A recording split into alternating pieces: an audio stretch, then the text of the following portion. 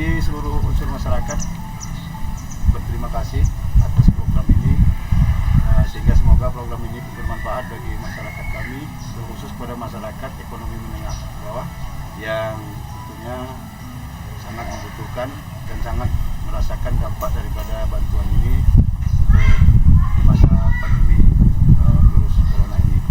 Terima kasih Pak, sekali lagi dari kami aparatur kampung Puja Mulia beserta jajaran atas kunjungan dan juga penempatan program bantuan di kampung Puja Mulia. Demikian.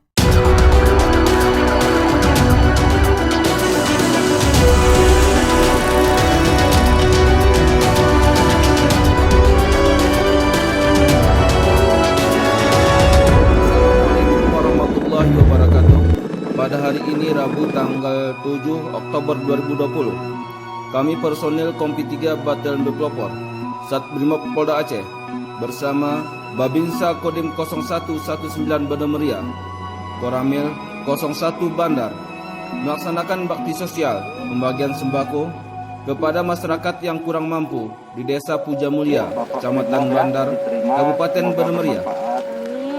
Adapun tujuan dari kegiatan ini adalah untuk meringankan beban masyarakat yang terdampak COVID-19 di Kecamatan Bandar, Kabupaten Benemeria. Wassalamualaikum warahmatullahi wabarakatuh.